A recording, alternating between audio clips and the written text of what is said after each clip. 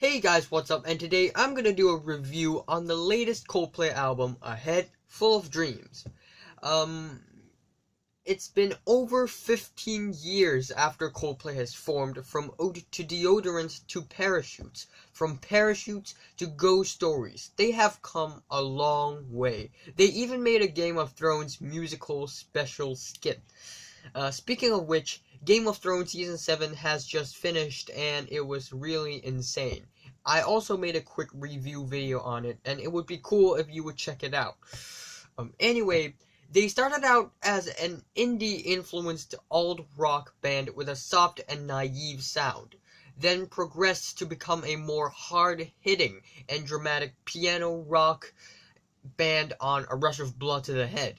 Their album Viva La Vida also gave them success with its vibrant and lively pop rock anthem. But then they moved on to be a mainstream band who features people in their music like Jay-Z, Rihanna, Beyonce, and Avicii on their whimsical Milo Silato and sloppily sappy Ghost Stories. They really tried out pop music. And it was 2015, and the world has fallen into an environment of cheap EDM pop about love and sex, and mumble rap about fortune and fame. And Coldplay did what they think was right in order to keep being mainstream. Chris Martin warned us that this might be their final album, so the band had probably prepared something grand and mind-blowing to end their discography off in a high note. With help from Beyonce, former President Barack Obama, Gwyneth Paltrow, and more, the band had made music in full force. The album started off with its title track, immediately saving itself from the sad album they put out in 2014, cause it's a really happy and optimistic song.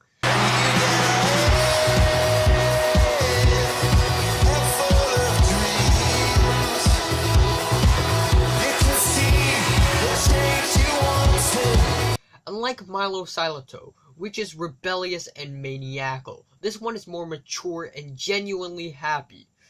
We hear Chris Martin yelling in happiness in his most wide-eyed and open-minded, on top of a U2 impersonating bass line. Oh, I think I landed, where there are miracles at work. This strong sense of hope and faith and belief lies inside the music. I like the direction the band is going, but they could have presented it in a more artistic way. I'm giving this one a 7 out of 10. Without reluctance, it moves on to Birds. Standing in the corner, studying the lights.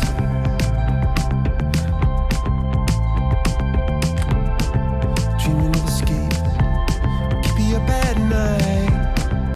Chris Martin whispered into his mic and with a very intricate and fast-paced drum beat.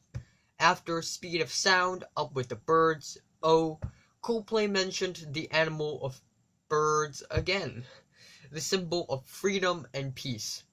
Now, this track is a relatively weak track. It didn't go as well as I expected, and there's also not much to say other than it's another Coldplay song that preaches peace and love in the best possible way, yet there's nothing eye-catching about it. I'm giving Birds a 6 out of 10.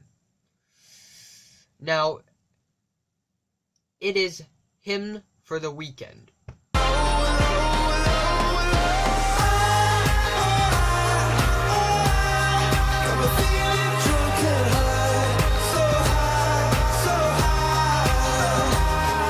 A rather awkward name for a song, but it honestly sounds pretty fantastic. It features Rihanna singing a duet with Chris Martin on a catchy piano bass line, and some punchy percussions here and there. Did Beyonce steal Coldplay's spotlight? No. Did Beyonce make the song sound better? Yes. Actually, yes. Her vocals are effectively placed in the song, and it makes the song even more elated and pleasant, with the really danceable chorus, so high, so high, so high. The song Sword in the Sky, bright and happy. I'm gonna give Him for the Weekend an 8 to a 9 out of 10. You hear it first, a 9. Next up is Everglow. Well, they say people come, they say people go. This particular diamond was extra special. A slow, dreary piano ballad love song that addresses the divorcement and the relationship between Chris Martin and Gwyneth Paltrow. Even Gwyneth Paltrow made an appearance on the song. Although it's beautiful in a way, it's personal, it's also kind of weak and insignificant. It's a love letter, a goodbye song. It sounds both sad and hopeful, and it is what it is. I'm giving Everglow a 6 to a 7. Then it's Adventure of a Lifetime, the lead single of the album. Like I'm alive again.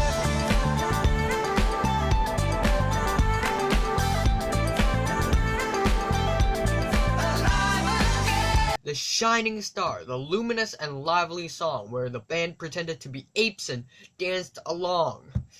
With Johnny Buckland's doodling guitars and Guy Berryman's frenzy disco beat, Chris Martin jumps into the scene like a random cool kid from the streets, telling you that everything's alright. It's catchy and fun, definitely playful, but also in a reasonable way. I feel my heart beating. It sounds like Chris Martin filled himself with absolute joy into the core. And, yeah. And I also like the finely tuned Talking Heads inspired polyrhythms. I'm giving Adventures of a Lifetime a 7 to an 8. And the slow jam song Fun features Tove Lo. Sorry if I'm pronouncing it wrong. Don't say it's over, don't say we're done. Oh, didn't we have fun? Woo! This song has a mind-numbing, intergalactic guitar riff that makes it sound like music from another realm or galaxy.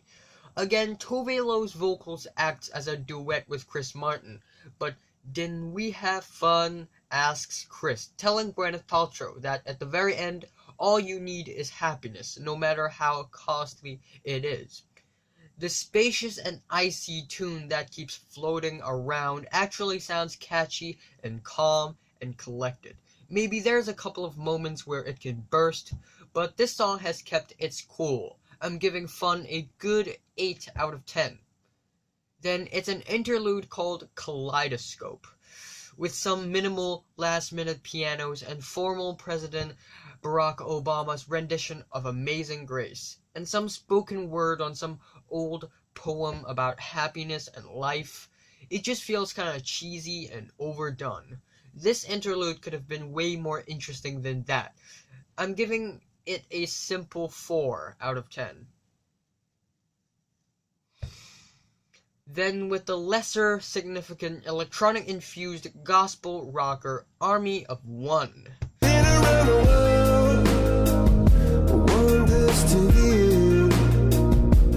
Been around the world, looking for someone like you. Honestly, this track is not that bad, with its poppy but yet faithful music with Will Champion's marching drums. I really think this song isn't that bad. The lyrics, however, leaves a bit to be desired. The cliche metaphors and the lyrics aren't that impressive, but I still appreciate the electronic elements of the song, like the hi-hats and the other beats, like what Kanye did on 808s. I'm giving it a 7. Just as it's about to end gloriously, a cold and futuristic sound comes out of nowhere, and it sounds like some background music of a fashion show. It's the hidden track X Marks the Spot. My hands up to the sky, feel alive. Got a rocket ship that I wanna ride. Put my hands up to the sky, it's alright. Wherever you are. Where Chris Martin continues crooning about imaginary spaceships and love in the most calm and cool and emotionless way ever. The least impressive line is perhaps, "My heart goes ba-boom, ba-boom, boom," because who freaking cares? But then the simple yet ambiguous chorus is really quite catchy. To be honest, I don't think it's that bad either, but it also felt kind of like a remix of some chill rap song. I'm giving it a 5 to a 6. Up next is the airy, spacey, slow, and moody song you heard in the Global Citizen Live, the first song in the album to be publicly played. It is Amazing Day. Seem to say, forget the world and its way. Chris Martin, yet again, expressing his most barest of feelings on the ethereal and sky-clear and clean instrumentals. But the more I listen to it, the more I feel underwhelmed, to be honest. Not that it's a bad song, but I just don't see any moment on the song that stands out and make the song special, although the instrumentals are indeed tuneful and gorgeous. I'm giving it a 7 out of 10. Color Spectrum is another interlude, which is more minimalistic and simple, with some wind chimes or xylophones or whatever kind of sound it is. It sounds like something you would hear between announcements in a train station. So I'm not gonna give a score. At long last, probably the band's grand finale, Up and Up. We're gonna get it together right now. Gonna get it together somehow. Gonna get it together and fly. Oh. With no spaces in between. The long and winding, gospelized, bittersweet anthem really gives this gorgeous and magical feeling that a lot of Coldplay fans had salivated for. All we can hear was all of the members and the guests yelling passionately, "We're gonna get it together, I know, we're gonna get it together somehow." And with Noel Gallagher's soaring guitar solo, with Johnny Buckland's and Guy Berriman's accompaniment, the song really wrapped up the entire album really nicely and gloriously. And at the end, Chris Martin sings with a moving and stirring voice, "Don't ever give up, believe in love," delivering the final and most important message of the band so far.